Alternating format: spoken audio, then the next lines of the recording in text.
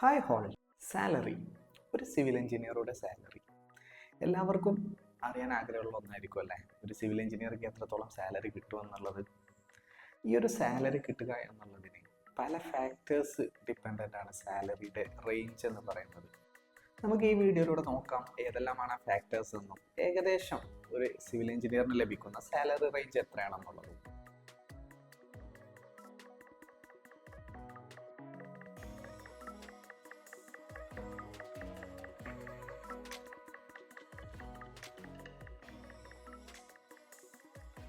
ഇതിൽ ഫസ്റ്റ് ഫാക്ടറാണ് type of work എന്നുള്ളത്. സിവിൽ എഞ്ചിനീയേഴ്സിന് പല മേഖലയിൽ വർക്ക് ചെയ്യാല്ലേ. ബിൽഡിങ്സ്, റോഡ്സ്, ഡാംസ്, റെയിൽവേ, ഇത്തരത്തിൽ നിരവധി മേഖലയിൽ തൊഴിലവസരങ്ങളുണ്ട്. അപ്പോൾ ഈ പറഞ്ഞ വർക്കുകളെല്ലാം ഓരോ രീതിയിൽ വ്യത്യസ്തമാണ്. ബിൽഡിംഗ് വർക്ക് പോലെയല്ല ബ്രിഡ്ജിൻ്റെ വർക്ക്, അത് കുറച്ച് കോംപ്ലിക്കേഷൻ ആണ്, റിസ്ക് കൂടുതലാണല്ലേ. അപ്പോൾ ഈ ഒരു ഫസ്റ്റ് ഫാക്ടർ എന്ന് പറയുന്നത് ടൈപ്പ് ഓഫ് വർക്ക് എന്നുള്ളത്. ബ്രിഡ്ജിൻ്റെ വർക്ക് എക്സ്പീരിയൻസ് ഉള്ള എഞ്ചിനീയേഴ്സിനല്ല സാലറിയുടെ റേഞ്ചിൽ മാറ്റം ഉണ്ടാവും. അടുത്തൊരു ഫാക്ടറാണ് ലൊക്കേഷൻ ഓഫ് ദ വർക്ക് എന്നുള്ളത്. നമ്മൾ എവിടെയാണ് വർക്ക് ചെയ്യുന്നത് എന്നുള്ളതും ഒരു ഫാക്ടറാണ് സാലറിനെ ഡിപ്പെൻഡ് ചെയ്യുന്നത്. അതായത് ഇപ്പോൾ നിങ്ങൾ കേട്ടിട്ടുണ്ടാവും ഓൺ ഷോർ, ഓഫ് ഷോർ എന്നുള്ളതല്ല അല്ലേ. അതായത് നമ്മൾ ഈ കടലിൽ മൈനിങ്ങിൻ്റെ കേസിലൊക്കെ നമുക്ക് സിവിൽ എഞ്ചിനീയേഴ്സിനൊക്കെ നിരവധി തൊഴിലവസരങ്ങളുണ്ട്. ഓയിൽ ആൻഡ് ഗ്യാസിലൊക്കെ ഇതിലൊക്കെ വർക്ക് ചെയ്യുമ്പോൾ തന്നെ നമുക്ക് റിസ്ക് ഫാക്ടർ കൂടുതലാണല്ലേ. സേഫ്റ്റിയുടെ ആണെങ്കിലും നമ്മുടെ ഹെൽത്തിൻ്റെ ആണെങ്കിലും ഒക്കെ ഇത്തരത്തിലുള്ള വർക്ക് ലൊക്കേഷന് മാറ്റം വരുന്നതിനനുസരിച്ചും സാലറിയിൽ മാറ്റങ്ങൾ ഉണ്ടാവും. മൂന്നാമത്തെ ഫാക്ടറാണ് ഏത് കൺട്രിയിലാണ്, ഏത് രാജ്യത്താണ് നമ്മൾ വർക്ക് ചെയ്യുന്നത് എന്നുള്ളത്. മുൻപ് ഖത്തറിലെല്ലാം വേൾഡ് കപ്പിൻ്റെ ടൈമിൽ ഒരുപാട് കൺസ്ട്രക്ഷൻ വർക്കുകൾ ഉണ്ടായിരുന്നു അല്ലേ. അന്നെല്ലാം ഒരുപാട് സ്കിൽഡ് ആയിട്ടുള്ള എഞ്ചിനീയേഴ്സിന് അവർക്ക് ആവശ്യമായിരുന്നു. അന്നെല്ലാം ഡിമാൻഡ് ഉണ്ടായത് കൊണ്ട് തന്നെ നല്ലൊരു സാലറി ആയിരുന്നു അവർക്കെല്ലാം കിട്ടിക്കൊണ്ടിരുന്നത്. ഈ ഒരു വേൾഡ് കപ്പിൻ്റെ വർക്കിന് ശേഷം അവിടെ വർക്ക് ഡൗൺ ആവുകയും അതുപോലെ തന്നെ സാലറി എല്ലാം കുറയുകയൊക്കെ ചെയ്തിട്ടുണ്ട്. അതുപോലെ തന്നെ ഇന്നിപ്പോൾ കൂടുതൽ സാധ്യത ഉള്ളതാണ് നമുക്ക് സൗദി അറേബ്യ നിയോമിൻ്റെ പ്രൊജക്റ്റും ഇനി 2034 വേൾഡ് കപ്പിൻ്റെ ഒക്കെ ഒരുപാട് പ്രൊജക്റ്റുകൾ വരുന്നത് കൊണ്ട് തന്നെ എഞ്ചിനീയേഴ്സിന് ആവശ്യമാണ്. ഇതുപോലെ ഏത് കൺട്രിയിലാണ് കൂടുതൽ വർക്ക് ഉള്ളത്, അതുപോലെ ആ ഒരു കൺട്രിയുടെ ലേബർ ലോ അനുസരിച്ചൊക്കെ സാലറിയിൽ വ്യത്യാസം ഉണ്ടാവും. നാലാമത്തെ ഫാക്ടറാണ് കമ്പനി എന്നുള്ളത്. ഒരു കമ്പനിയുടെ സൈസ്, അതിൻ്റെ ടേൺ ഓവർ, അതുപോലെ തന്നെ ഏത് രാജ്യത്തിൻ്റെതാണ് ആ ഒരു കമ്പനി എന്നുള്ളതൊക്കെ ഡിപ്പെൻഡ് ചെയ്തായിരിക്കും സാലറി ഉണ്ടാവുക. ഇപ്പോൾ കമ്പനി ഒരു US ബേസ്ഡ്, അതല്ലെങ്കിൽ ജർമ്മനി, കൊറിയൻ ബേസ്ഡ് ഒക്കെയാണ് എന്നുണ്ടെങ്കിൽ അവിടുത്തെ ഒരു ലോ അനുസരിച്ചായിരിക്കും സാലറി പാക്കേജും അവരുടെ ഫെസിലിറ്റിയും കാര്യങ്ങളൊക്കെ തരുന്നത്. ഇപ്പോൾ സാലറിനെ ഡിപ്പെൻഡ് ചെയ്യുന്ന അടുത്തൊരു ഫാക്ടർ ഏതാണ് കമ്പനി എന്നുള്ളത്. നമ്മളിപ്പോൾ ഒരു ചെറിയ കമ്പനിയിലാവുമ്പോൾ ചിലപ്പോൾ അവർ നമുക്ക് ഫുഡ് ആൻഡ് അക്കോമഡേഷൻ ഒന്നും പ്രൊവൈഡ് ചെയ്യുന്നുണ്ടാവില്ല. ഇന്നിപ്പോൾ ഓയിൽ ആൻഡ് ഗ്യാസിൻ്റെ ഫീൽഡിലൊക്കെ സൗദിയിലും ഒക്കെ നമുക്ക് ഫുഡ് ആൻഡ് അക്കോമഡേഷൻ ഒക്കെ കമ്പനി പ്രൊവൈഡ് ചെയ്യും.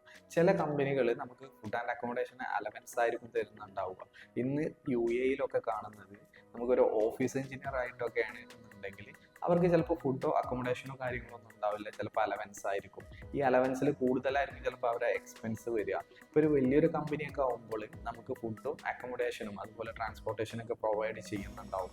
GCCയിൽ ഒരു എക്സ്പീരിയൻസ് ഇല്ലാത്ത ഒരാൾ ചെല്ലുമ്പോഴൊക്കെ തന്നെ നമുക്ക് കോമൺ ആയിട്ട് ഞാൻ കണ്ടിട്ടുള്ളത് ഒരു കമ്പനിയിൽ മീറ്റ് ചെയ്ത് ഇൻ്റർവ്യൂവിന് സെലക്ട് ചെയ്ത് കഴിഞ്ഞാൽ അക്കോമഡേഷനോ ഫുഡൊന്നും പ്രൊവൈഡ് ചെയ്യുന്നുണ്ടാവില്ല, ഒരു ബേസിക് സാലറി മാത്രമേ കൊടുക്കുന്നുണ്ടാവുള്ളൂ.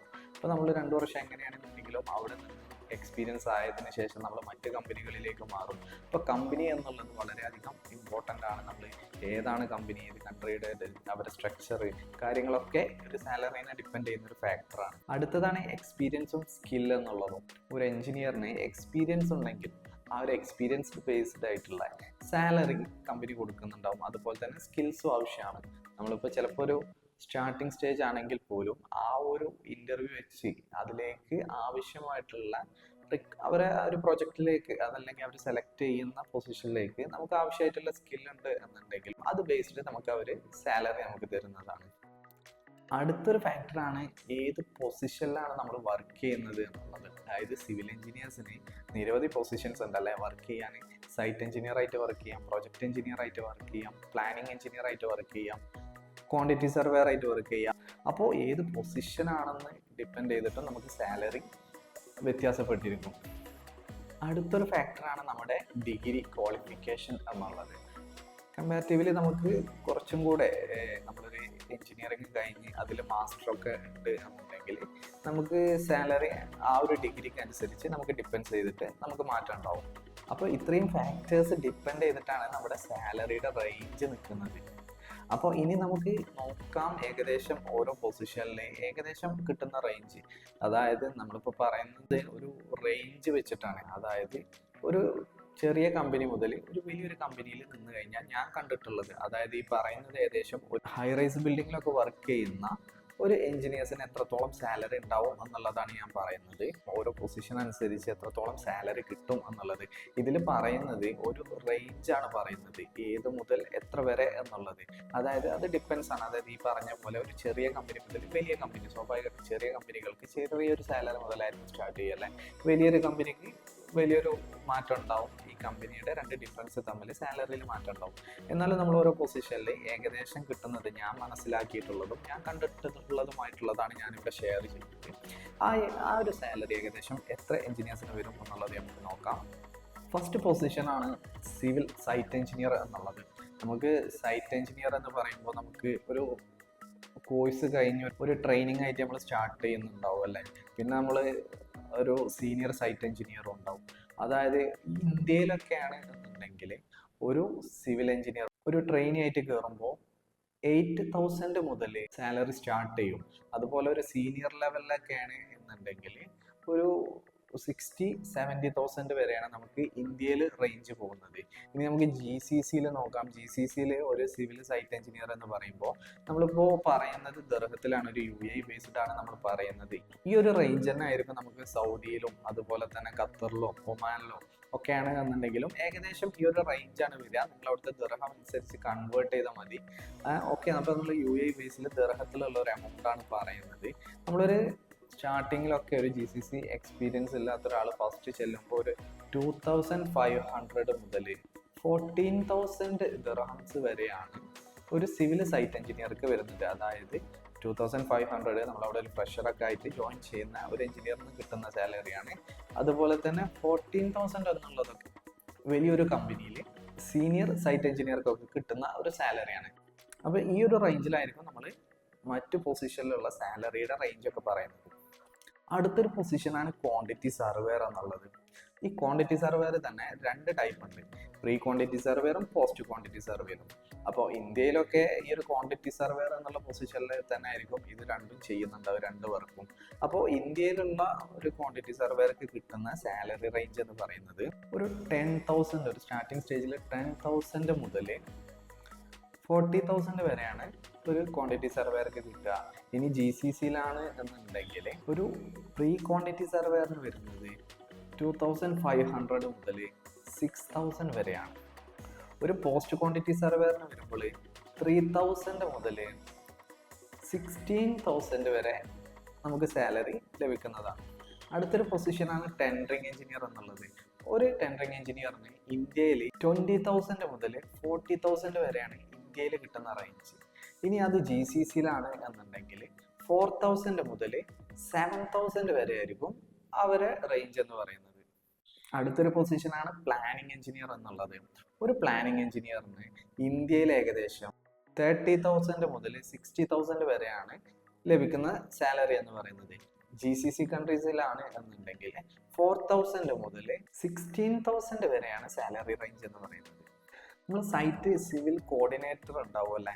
ഒരു കോർഡിനേറ്റർക്ക് ഇന്ത്യയിൽ ലഭിക്കുന്നത് 20,000 മുതൽ 50,000 വരെയാണ് സാലറി റേഞ്ച് എന്ന് പറയുന്നത്. GCCയിലാണ് എന്നുണ്ടെങ്കിൽ 4,000 മുതൽ 10,000 വരെയാണ് റേഞ്ച്. ഒരു പ്രൊക്യൂർമെന്റ് എഞ്ചിനീയർക്ക് 20 മുതൽ 60,000 വരെ സാലറി റേഞ്ച് ഉണ്ടാവും ഇന്ത്യയിൽ. GCCയിലാണ് എന്നുണ്ടെങ്കിൽ 5,000 മുതൽ 14,000 വരെ സാലറി റേഞ്ച് ഉണ്ടാവും. കൺസ്ട്രക്ഷൻ മാനേജർ, ഒരു കൺസ്ട്രക്ഷൻ മാനേജർക്ക് ഇന്ത്യയിൽ ഏകദേശം 60,000 മുതൽ 1 lakh വരെ ആയിരിക്കും സാലറി റേഞ്ച് എന്ന് പറയുന്നത്. അതേസമയം GCCയിലാണ് എന്നുണ്ടെങ്കിൽ 10,000 മുതൽ 26,000 വരെ ലഭിക്കാറുണ്ട്. അടുത്തൊരു പൊസിഷനാണ് പ്രോജക്റ്റ് മാനേജർ എന്നുള്ളത്. ഇന്ത്യയിലെ ഒരു പ്രോജക്റ്റ് മാനേജർക്ക് 1 to 2 lakh ആണ് സാലറി റേഞ്ച് വരുന്നത്. അത് GCC കൺട്രീസിലാവുമ്പോൾ 15,000 മുതൽ 60,000 വരെയാണ് ഒരു പ്രോജക്റ്റ് മാനേജറുടെ സാലറിയുടെ റേഞ്ച് വരുന്നത്. അടുത്തൊരു പൊസിഷനാണ് പ്രോജക്റ്റ് എഞ്ചിനീയർ എന്നുള്ളത്. ഒരു പ്രോജക്റ്റ് എഞ്ചിനീയർക്ക് 30,000 മുതൽ 70,000 വരെയാണ് സാലറി റേഞ്ച് ഇന്ത്യയിൽ വരുന്നത്. GCCയിലാണെങ്കിൽ 6,000 മുതൽ 12,000 വരെയാണ് ഒരു പ്രോജക്റ്റ് എഞ്ചിനീയർ സാലറി വരുന്നത്. ഒന്നാണ് സ്ട്രക്ചറൽ എഞ്ചിനീയർ എന്നുള്ളത്. സ്ട്രക്ചറൽ എഞ്ചിനീയർക്ക് ഇന്ത്യയിൽ ഏകദേശം 40,000 മുതൽ 1,20,000 വരെയാണ് റേഞ്ച് വരുന്നത്. അത് GCCയിലാണ് എന്നുണ്ടെങ്കിൽ 8,000 മുതൽ 20,000 വരെ വരാറുണ്ട്. ലാൻഡ് സർവേയർക്ക് ഇന്ത്യയിൽ ഏകദേശം വരുന്നത് 20,000 മുതൽ 40,000 വരെയാണ്. GCCയിലാണ് എന്നുണ്ടെങ്കിൽ 3,000 മുതൽ 7,000 വരെയാണ്. സിവിൽ ഡ്രാഫ്റ്റ്സ്മാൻ എന്നുള്ള പൊസിഷനിൽ ഇന്ത്യയിൽ വരുന്നത് 20,000 മുതൽ 30,000 വരെയും GCCയിലാണ് എന്നുണ്ടെങ്കിൽ 3,000 to 5,000 വരെയാണ് സാലറി റേഞ്ച് വരുന്നത്. ബില്ലിംഗ് എഞ്ചിനീയർ, ഒരു ബില്ലിംഗ് എഞ്ചിനീയർക്ക് ഇന്ത്യയിൽ ഏകദേശം 20,000 മുതൽ 40,000 വരെയാണ് സാലറി റേഞ്ച് വരുന്നത്. GCCയിലാണ് എന്നുണ്ടെങ്കിൽ 4,000 മുതൽ 7,000 വരെയാണ് ബില്ലിംഗ് എഞ്ചിനീയറുടെ സാലറി റേഞ്ച് വരുന്നത്. ടെക്നിക്കൽ എഞ്ചിനീയേഴ്സിന് GCC കൺട്രീസിൽ ഏകദേശം 8,000 മുതൽ 12,000 വരെയാണ് സാലറി റേഞ്ച് വരുന്നത്. QA/QC എഞ്ചിനീയർ ഇന്ത്യയിൽ ഏകദേശം 20,000 മുതൽ 50,000 വരെയാണ് സാലറി റേഞ്ച് വരുന്നത്. GCC കൺട്രീസിലാണെങ്കിൽ 4,000 മുതൽ 12,000 വരെയാണ് സാലറി റേഞ്ച് വരുന്നത്.